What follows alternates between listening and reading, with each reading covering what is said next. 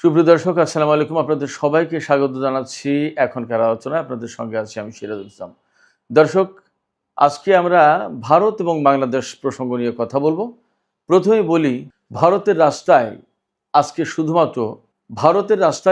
শুধুমাত্র ছাত্ররা নেই, সেখানে দাঁড়িয়ে আছে একটি প্রজন্ম, যে প্রজন্মের অভিযোগ পরিশ্রম করেও সুন্দর ভবিষ্যতের নিশ্চয়তা নেই। যে প্রশ্নপত্র ফাঁসের কথা বলা হচ্ছে তা ছিল বেসিক্যালি একটি স্ফুলিঙ্গ। আসল আগুন বহুদিন ধরে জমে থাকা ক্ষোভ। প্রশ্ন হচ্ছে, এটি কি শুধু একটি ছাত্র আন্দোলন, নাকি নরেন্দ্র মোদীর এক দশকের বেশি সময়ের শাসন ক্ষমতার বিরুদ্ধে তরুণদের একটি বড় রাজনৈতিক বার্তা? আরও প্রশ্ন হচ্ছে, নরেন্দ্র মোদী যে উগ্র হিন্দুত্ববাদী দর্শন নিয়ে ভারতকে নিজের অধীনে রাখার চেষ্টা করেছেন, তার সেই দর্শন, সেই চেষ্টা কি এখন ব্যর্থ হতে চলেছে কিনা? সুপ্রিয় দর্শক, আমরা আজকের ভিডিওতে মূলত ভারতের চলমান ছাত্র আন্দোলন এবং যা এখন গণ আন্দোলনে রূপান্তরিত হয়েছে সে বিষয়টি নিয়ে কথা বলবো। আমরা খোঁজার চেষ্টা করব নরেন্দ্র মোদী ভারতকে কোন সুতোয় একতাবদ্ধ করে রাখার চেষ্টা করেছিলেন এবং কেন তা এখন ছুটে যাচ্ছে, বিচ্ছিন্ন হয়ে যাচ্ছে। ভারতের কোনো রাজনৈতিক নেতা বলছেন এর পেছনে বিদেশিদের ইন্ধন আছে এবং আন্দোলনকারীরা মূলত বিদেশিদের হাতিয়ার হয়ে এখানে কাজ করছে। বাস্তবতা কি তাই? এর সাথে আমরা আরেকটু যুক্ত করব, বাংলাদেশের প্রধানমন্ত্রী তারেক রহমানকে ভারত সফরের আমন্ত্রণ জানিয়েছে মোদী সরকার, সে বিষয়টি নিয়ে কথা বলবো। এবং বাংলাদেশের অর্থনীতির রূপান্তরের ব্যাপারে প্রধানমন্ত্রী তারেক রহমান আজকে বিশেষ একটি বক্তব্য দিয়েছেন চীন মৈত্রী সম্মেলন কেন্দ্রে। আমরা গত 3 দিন আগে বাংলাদেশের শিল্প বাণিজ্যের যে $1 ট্রিলিয়ন যে সম্ভাবনা নিয়ে কথা বলেছিলাম, প্রধানমন্ত্রী আজকে প্রায় একই সুরে একই বিষয়ে কথা বলেছেন। তাহলে কি আমরা আসলে এমন একটা উন্নয়নের দিকে যাচ্ছি যা সত্যিকারের কাঙ্ক্ষিত বাংলাদেশ গড়ে দেবে? সুপ্রিয় দর্শক, আমরা এই সমস্ত বিষয় নিয়ে বিস্তারিত আলোচনা করব আজকের টক উইথ সিরাজ ইনসাইটের সাথেই থাকুন এবং আশা করছি এই আলোচনা আপনাদের ভালো লাগবে। যদি ভালো লাগে তাহলে লাইক, কমেন্ট, শেয়ার করবেন এবং চ্যানেলটি সাবস্ক্রাইব করে সাথেই থাকবেন। দর্শক, চলুন মূল আলোচনায় চলে যাই। আমাদের সামনে অনেকগুলো প্রশ্ন ছিল এটি কি শুধুমাত্র একটি ছাত্র আন্দোলন কিনা। তারপরে প্রশ্ন ছিল, নাকি নরেন্দ্র মোদীর এক দশকের শাসন ব্যবস্থার বিরুদ্ধে সঞ্চিত ক্ষোভের বহিঃপ্রকাশের বিষয়ে ছাত্রদের পক্ষ থেকে বড় কোনো রাজনৈতিক বার্তা। আরও প্রশ্ন ছিল, মোদী যে দর্শন দিয়ে, যেভাবে হিন্দুত্ববাদ দিয়ে ভারতকে এক সুতোয় বেঁধে রাখতে চেয়েছিলেন, তার সেই দর্শন, তার সেই কৌশল এবং তার সেই প্রচেষ্টা তা কি এখন ব্যর্থ হতে চলেছে? এর সাথে কি বিদেশিদের ইন্ধন আছে, নাকি দেশের ভেতরে জমে থাকা সামাজিক ও রাজনৈতিক ক্ষোভের কারণে এই আন্দোলন ঘূর্ণাবর্তে পাক খাচ্ছে? চলুন আমরা বিস্তারিত কথা বলি। প্রথম কথা হচ্ছে, এটি কি শুধু এখন একটা ছাত্র আন্দোলন আছে? মোটেই না। এটা এখন ছাত্র আন্দোলন, যুব আন্দোলন, সামাজিক আন্দোলন, সুশীল সমাজের আন্দোলন, পেশাজীবীদের আন্দোলন, অভিভাবকদের আন্দোলন, সবার আন্দোলন, অর্থাৎ একটা গণ আন্দোলন, সর্বমুখী একটা আন্দোলনে রূপান্তরিত হয়েছে। আমরা এতদিনে নিশ্চয়ই জেনেছি কেন এই আন্দোলন হচ্ছে। সবাই জানি যে প্রশ্নপত্র ফাঁস এবং বেকারত্ব, কর্মসংস্থান না থাকা, এরকম বেশ কিছু বিষয় নিয়ে এই আন্দোলন গড়ে উঠেছে। আন্দোলন করছে কারা? সেই তুচ্ছ তাচ্ছিল্য করা তেলাপোকা বা ককরোচ জনতা পার্টি, তারা আন্দোলন করছে। ককরোচ জনতা পার্টির প্রধান যিনি, অভিজিৎ দীপকে, তিনি কিন্তু আমেরিকার বোস্টন ইউনিভার্সিটির ছাত্র। তিনি ভারতে অবস্থান করে এই আন্দোলন সংগঠিত করেনি। তিনি এই আন্দোলন অনেক দিন থেকে গড়ে তুলেছেন ডিজিটাল প্ল্যাটফর্মে এবং একটা পর্যায়ে একেবারে রাজপথে নেমে এখন সেই আন্দোলন চলছে। আন্দোলনের তীব্রতা এতই বেশি হয়েছে, আরও 2 দিন আগে মোদী সরকার ব্যাপক ধরপাকড়, মারপিট, নির্যাতন চালিয়েছে আন্দোলনকারীদের উপরে। এই আন্দোলনে একত্রতা প্রকাশ করতে গিয়ে কংগ্রেসের শীর্ষ নেতা রাহুল গান্ধী এবং প্রিয়াঙ্কা গান্ধীকে আটক করা হয়েছিল। যখনই এইরকম শীর্ষ পর্যায়ের নেতৃত্বকে আটক করা হয়েছে তখনই বোঝা গেছে যে এই আন্দোলন একেবারে চূড়ান্ত রূপ লাভ করবে। এই আন্দোলনে মোদী সরকার আরও ঘি ঢাললো, অর্থাৎ আগুন আরও বেশি জ্বালিয়ে দেওয়ার ব্যবস্থা করলো এবং হয়েছেও তাই। এখন মোদী, প্রধানমন্ত্রী নরেন্দ্র মোদী, তিনি কিন্তু ছাত্রদের একটা দাবি মেনে নিয়েছেন যে এই যে প্রশ্নপত্র ফাঁসের ঘটনা, প্রশ্নপত্র ফাঁসের ঘটনায় যারা জড়িত দোষী তাদের দ্রুত আইনে বিচার করা হবে, দ্রুত আদালতে বিচার করা হবে। কিন্তু আন্দোলনকারীরা কিন্তু এখন আর এই আশ্বাসে আশ্বস্ত হতে চায় না, হচ্ছে না। তারা আগামীকাল 24 জুলাই ভারতব্যাপী এই আন্দোলন ছড়িয়ে দেওয়ার জন্য কর্মসূচি ঘোষণা করেছে। প্রতিটা জেলায় এক দাবিতে আন্দোলন। সেটা কি? শিক্ষামন্ত্রী ধর্মেন্দ্র প্রধানের পদত্যাগ দাবি, পাশাপাশি যে পরিস্থিতি তৈরি হচ্ছে তাতে সরকারের পতন আন্দোলনও এখান থেকে গড়ে উঠতে পারে। ছাত্ররা বা এই যে আন্দোলনে যারা ভূমিকা রাখছে, হাজার হাজার, হয়তো লাখ লাখ, তারা কেন, কি কারণে এই আন্দোলনটা গড়ে উঠে? মূল দাবি প্রশ্নপত্র ফাঁস, দুর্নীতি, শিক্ষা সংস্কার ইত্যাদি ইত্যাদি। এই যে প্রশ্নপত্র ফাঁস, এতে আসলে কি সমস্যা তৈরি হয়? সমস্যাটা তৈরি হয় অনেক বড়।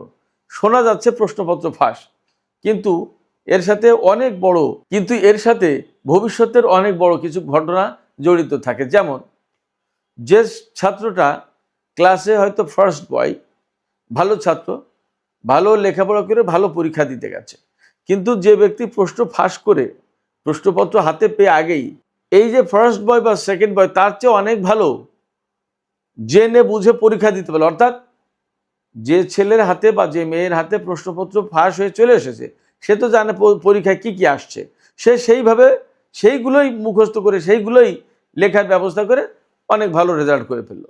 কিন্তু বেসিক্যালি তো তার মেধা, তার ব্রেন তো ওই রকম না।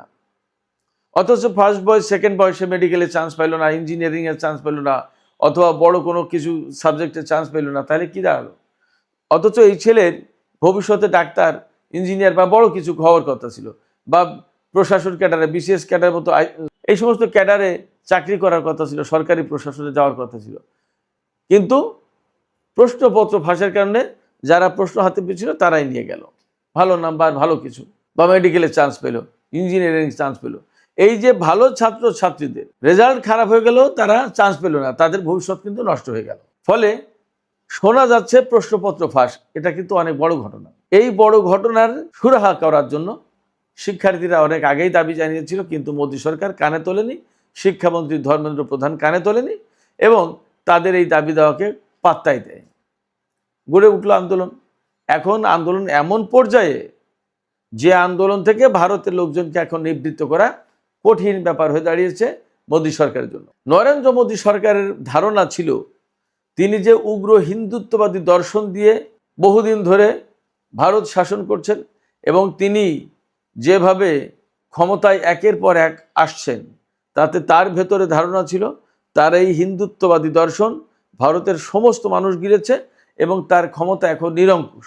কিন্তু বাস্তবতা হচ্ছে এই আন্দোলন একেবারে চোখে আঙুল দিয়ে দেখিয়ে দিয়েছে ভারতের জনগণকে, বিজেপিকে, নরেন্দ্র মোদীকে এবং আশপাশের বহু দেশকে এবং বিশ্ববাসীকেও, যে নরেন্দ্র মোদী যে উগ্র হিন্দুত্ববাদী দর্শনের আওতায় পুরো ভারতকে এক করে রাখতে চেয়েছিল এবং তার কবজায়, তার অধীনে রাখতে চেয়েছিল, এবং তিনি যতদিন বেঁচে আছেন সম্ভবত তিনি প্রধানমন্ত্রী ভারতের, এরকম একটা অনুভূতি তার ভেতরে ছিল।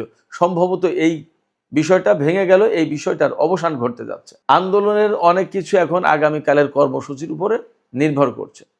যদি আগামীকালের কর্মসূচি খুব বড় রকমের সমর্থন পায়, জনসমর্থন পায়, সারা ভারতে কিন্তু এই কর্মসূচি ছড়িয়ে দেওয়ার চেষ্টা চলছে। সেই জন্যই প্রতি জেলায় জেলায় এই কর্মসূচি পালনের এক দফার দাবিতে আন্দোলন ঘোষণা করা হয়েছে। এক দফা মূল দাবি হচ্ছে শিক্ষামন্ত্রীর পদত্যাগ। প্রধানমন্ত্রী নরেন্দ্র মোদী তিনি ঘোষণা দিয়েছেন যে এই প্রশ্নপত্র ফাঁসের সাথে যারা জড়িত ছিল তাদের বিচার করা হবে, কিন্তু শিক্ষামন্ত্রীর পদত্যাগের ব্যাপারে তিনি কিন্তু কিছু বলেনি। সেক্ষেত্রে আগামীকালের ভেতরে যদি এর সমাধান না হয় তাহলে আগামীকাল হয়তো বড় একটা আন্দোলন গড়ে উঠবে। এই বড় আন্দোলন যদি গড়ে ওঠে তাহলে কিন্তু নরেন্দ্র মোদীর গদি নড়ে যাওয়ার সম্ভাবনা আছে।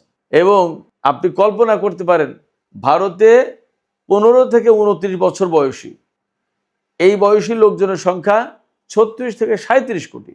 এর ভেতরে প্রায় 4 কোটি বেকার, এবং অনেক মানুষ আছে যারা খুবই কম বেতনের নামকা অবস্থায় একটা চাকরি করে। এবং ব্যাপক বৈষম্য ভারতের সমাজে, এটা আমরা সবাই কম বেশি জানি। সেখানে নানা রকমের কাস্টের প্রথাগত যে বর্ণ ভেদাভেদ, এগুলো নানা রকমের বৈষম্য আছে। এই জায়গায় সমাজের নিম্ন শ্রেণী বা সাধারণ মানুষের ভারতের সমাজে তাদের কোনো ঠাঁই নেই, অবস্থান নেই। এর অবসান ঘটানোর জন্য মানুষ কিন্তু ক্ষুব্ধ হয়ে উঠেছে। সেক্ষেত্রে মোদির দর্শন এখানে কি? হিন্দুত্ববাদের দর্শন, ভারত মাতার দর্শন, বৃহত্তর ইন্ডিয়ার দর্শন, কোনো দর্শন আর এখানে কাজ করছে না। এখানে সবাই মূলত যার যার পেট, যার যার সুবিধা, যার যার স্বার্থ দেখছে। এই যে যার যার স্বার্থ, যার যার পেট, যার যার সুবিধা, এই রকম সুবিধা 4 কোটি বেকারের যদি হয়ে পড়ে, এবং এই 4 কোটি বেকার যদি শুধুমাত্র 4 কোটি বেকার ভারতে নামে, তাহলে নরেন্দ্র মোদীর গদি উল্টে যাওয়ার যথেষ্ট সম্ভাবনা রয়েছে। ফলে এখন নরেন্দ্র মোদী যতই বলুক, বা তার প্রশাসনে বা বিজেপির লোকজন যদি এই কথা বলতে থাকে যে এটা বিদেশিদের ইন্ধনে এই আন্দোলন হচ্ছে, বিদেশিরা ভারতকে ভাঙতে চায়, ভারতের একতা নষ্ট করতে চায়, ভারতের স্থিতিশীলতা নষ্ট করতে চায়, ভারতের সরকার পরিবর্তনের ষড়যন্ত্র করছে, এই সমস্ত মনে হয় আন্দোলনকারীদের প্রভাবিত করতে পারবে না। আন্দোলনকারীরা সরকারের এই সমস্ত বক্তব্য শুনবে না। এবং এর সাথে যেহেতু বিভিন্ন রাজনৈতিক দলের, সমাজের বিভিন্ন পর্যায়ের সামাজিক, সাংস্কৃতিক, সুশীল শ্রেণী, বিভিন্ন পর্যায়ের লোকজনের সাথে জড়িত হয়ে গেছে, এবং এর সাথে শুধুমাত্র এখন শিক্ষার্থীরা না, বেকার, যুবশ্রেণী, অভিভাবক, সব পর্যায়ের লোকজন আছে। সেক্ষেত্রে এই আন্দোলন মোদী সরকারের জন্য ভয়ঙ্কর এক দুঃস্বপ্নে পরিণত হয়েছে, যে আন্দোলনের পরিণতিতে এমনও যদি ঘটে যে মোদী সরকারের পতন হয়ে যাচ্ছে, তাতেও অবাক হওয়ার কিছু থাকবে না। এবং সম্ভবত ভারতে একটা নতুন ইতিহাস তৈরি হতে চলেছে। এই আন্দোলন অনেক দিন ধরে চললেও নরেন্দ্র মোদী কিন্তু একেবারে গায়ে মাখেননি, আমলেই নেননি এবং চুপ ছিলেন। কিন্তু এখন যখন যন্তর মন্তরে এবং ভারতের পার্লামেন্ট ভবনের সামনে যখন লোকজন জড়ো হলো, ব্যাপক মাত্রায় পুলিশের সাথে দাঙ্গা হাঙ্গামা হলো, সংঘর্ষ হলো, মানুষ রক্তাক্ত হলো, আহত হলো, ধরপাকড় চলল, এবং পুলিশের ব্যারিকেড সমস্ত সব কিছু ভেঙে যখন সংসদ ভবনের কাছে চলে গেল, আন্দোলন যখন একদম অগ্নিকুণ্ডলিতে পরিণত হলো, তখন নরেন্দ্র মোদী নড়ে চড়ে বসেছেন এবং নরেন্দ্র মোদী বক্তব্য দিতে বাধ্য হয়েছেন। কিন্তু একথা খুবই পরিষ্কার, আন্দোলনকারীরা নরেন্দ্র মোদীর এই কথায় কিন্তু আশ্বস্ত হতে পারেনি, যার ফলে তারা নতুন কর্মসূচি দিয়েছে, এবং এই নতুন কর্মসূচির পরিণতি সম্ভবত বড় রকমের খেসারত দিতে হবে। এই আন্দোলনের কর্মসূচির পরিণতিতে সম্ভবত মোদী সরকারকে বড় রকমের খেসারত দিতে হবে। সুপ্রিয় দর্শক, আমরা আজকের ভিডিওতে বাংলাদেশের প্রধানমন্ত্রী তারেক রহমানকে ভারত সফরের ব্যাপারে মোদী সরকারের চিঠি পাঠানো নিয়ে একটু আলোচনা করতে চেয়েছিলাম। আমরা সবাই জানি, বাংলাদেশের নির্বাচন অনুষ্ঠানের পরপরই প্রধানমন্ত্রী তারেক রহমানকে ভারত সরকার ভারত সফরের জন্য আমন্ত্রণ জানিয়েছিল। এরপরে নতুন করে এখন যে আমন্ত্রণ জানানো হয়েছে, সেই আমন্ত্রণ হচ্ছে ভারতে আগামী সেপ্টেম্বর মাসে ব্রিক্স সম্মেলন হবে। সেই সম্মেলনে যোগ দেওয়ার জন্য বাংলাদেশের পক্ষ থেকে প্রধানমন্ত্রী তারেক রহমানকে আমন্ত্রণ জানিয়েছেন। প্রধানমন্ত্রী তারেক রহমান এই সফরে যাবেন কিনা সেটা একটা ব্যাপার, এবং আগের আমন্ত্রণে তারেক রহমান ভারত সফরে যাননি কেন সেটাও একটা ব্যাপার। এখানে একটা বিষয় মনে রাখার দরকার, ভারত আমাদের প্রতিবেশী দেশ। সেই জায়গা থেকে তারা হয়তো তাদের কৌশলের কারণে, ভূ রাজনীতির কৌশল তো সবার থাকে, আঞ্চলিক রাজনীতি, কূটনীতি, অনেক কিছুর হিসাব নিকাশ তো প্রত্যেক সরকারে থাকে। সেই জায়গা থেকে তারা তারেক রহমানকে প্রথমে ভারত সফর করিয়ে একটা কিছু অর্জন করতে চেয়েছিল, হয়তোবা এমন একটা ফ্লেভার দিতে চেয়েছিল। বাংলাদেশের নির্বাচনে তারেক রহমান প্রধানমন্ত্রী নির্বাচিত হওয়ার পরপরই ভারত সফরে গেছে। এই মুহূর্তে বাংলাদেশে ভারত বিরোধী একটা সেন্টিমেন্ট কিন্তু ভীষণভাবে জাজল্যমান, একেবারে তরতাজা। এই তরতাজা অনুভূতি সেন্টিমেন্টের ভেতরে যদি সরকার প্রধান হিসেবে প্রধানমন্ত্রী তারেক রহমান ভারত সফরে যেতেন, তাহলে কিন্তু সহজেই তার বিরুদ্ধে একটা জনমত উস্কে দেওয়া যেত যে এই যে তারেক রহমান ক্ষমতায় এসে সর্বপ্রথম ভারত সফর গেল, ভারতের কাছে তারেক রহমান দস্তখত দিয়ে ক্ষমতা এসেছে, তার ঋণ শোধ করার জন্য এখন তারেক রহমান ভারতে গেল।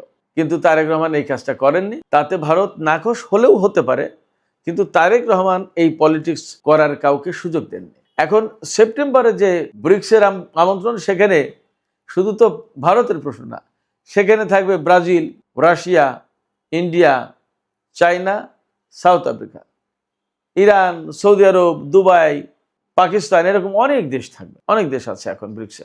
সেক্ষেত্রে বাংলাদেশের প্রধানমন্ত্রী একটা আন্তর্জাতিক বড় সম্মেলনে যোগ দিতে যদি যান, তাহলে যেতেই পারেন। ভারত সফরের আলাদা কোনো নাম হচ্ছে না। সবচেয়ে বড় কথা, ভারত সফরে বাংলাদেশের প্রধানমন্ত্রী যাবেন না, যেতে পারবেন না এমন তো কোনো কথা না। কিন্তু যদি এই সফরে যান, তাহলে ব্রিক্সের সফরে যাচ্ছেন, এটা আরো সহজ সুন্দর হলো তার জন্য।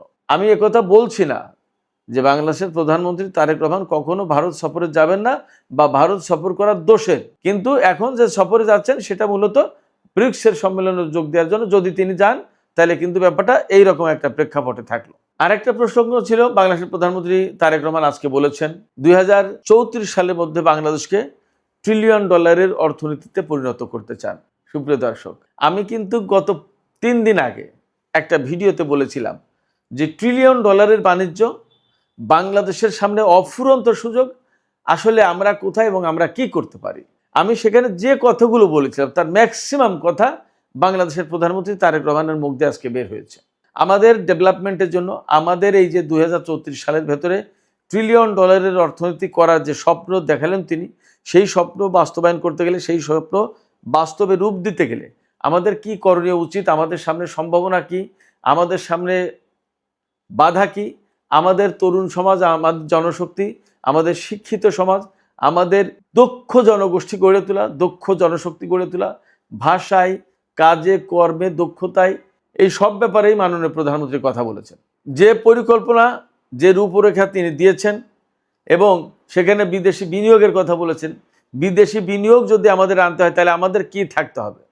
আমাদের অর্থনীতিকে যদি সত্যিকারেই স্ফীত করতে হয়, মোটা করতে হয়, বড় করতে হয়, তাহলে আমাদের কি থাকতে হবে? বিদেশি বিনিয়োগ মাস্ট। বিদেশি বিনিয়োগ করতে গেলে কি, আমাদের বিদ্যুৎ, নিরবিচ্ছিন্ন বিদ্যুৎ লাগবে। আইন শৃঙ্খলা পরিস্থিতির ব্যাপক উন্নতি করতে হবে। চাঁদাবাজি, ঘুষ, দুর্নীতি, ফাইল আটকে সুবিধা নেওয়া, আমলাতান্ত্রিক জটিলতা, প্রশাসনিক জটিলতা, সব কিছু দূর করতে হবে। এই সমস্ত করতে গেলে প্রধানমন্ত্রী তারেক রহমানকে অত্যন্ত কঠোর অবস্থানে থেকে এবং গঠনমূলক অবস্থানে থেকে অনেক কাজ করতে হবে। এবং শুধু একা প্রধানমন্ত্রী কাজ করলে হবে না, তার সাথে প্রশাসনের, দেশের সবাইকেই সহযোগিতা করা প্রয়োজন। সেই প্রশ্ন কিন্তু থেকে যাচ্ছে। এই বিষয়গুলো কতটুকু এনশিওর করা যাবে, এই জায়গায় সরকার এবং বিরোধী দলের একটা অংশগ্রহণ, পারস্পরিক সহযোগিতার সম্পর্ক গড়ে তোলা দরকার। সেই অবস্থাটা বিরোধী দলগুলোর পক্ষ থেকে কতটুকু দেয়া হবে, কতটা সমন্বয় সহযোগিতা করা হবে, আবার সরকারের পক্ষ থেকে বিরোধী দলের কাছে কতটুকু সাহায্য, সহযোগিতা, সমন্বয় চাওয়া হবে, করতে বলা হবে এবং করতে দেওয়ার সুযোগ দেওয়া হবে। অনেক কিছু আমাদের সামনে পড়ে রয়েছে। এই সমস্ত সবগুলো যদি করতে পারি, আমাদের জন্য রিয়েলি অনেক অনেক বড়, সুন্দর, উজ্জ্বল ভবিষ্যৎ অপেক্ষা করছে। আমাদের ডেভেলপমেন্ট, আমাদের উন্নতি মোটেই অসম্ভব কিছু নয়। সুপ্রিয় দর্শক, আমরা এই মুহূর্তে শুধু অপেক্ষাই করি এবং আমরা সবাই যার যার অঙ্গন থেকে কাজ করার চেষ্টা করি। এই যে $1 ট্রিলিয়ন অর্থনীতি, বাংলাদেশ যে একটা উদীয়মান শক্তি, এই শক্তি আরও চাঙ্গা হোক, আরও শক্তিশালী হোক, আরও বিকশিত হোক, সেই জন্য যা যা করা দরকার সরকারের পক্ষ থেকে সেই সমস্ত উদ্যোগ নেওয়া হোক। এবং দেশের নাগরিক হিসেবে আমাদের সবার, যার যেখানে যে দায়িত্ব, সেই দায়িত্ব আমরা পালন করি। তবে একটা কথা সবার শেষে বলতেই হবে, এখানে মূল দায়িত্ব, মূল কাজ সরকারকেই করতে হবে। সবচেয়ে বড় ব্যাপার সুশাসন, আইনের শাসন, দুর্নীতি দমন, চাঁদাবাজি বন্ধ এবং বিরোধী দলগুলোর সাথে দারুণ একটা সমন্বয় অপরিহার্য যদি আমরা উন্নত বাংলাদেশকে চাই, যদি আমরা $1 ট্রিলিয়ন অর্থনীতি গড়ে তুলতে চাই। সুপ্রিয় দর্শক, আজকের আলোচনা এখানে শেষ করতে চাই।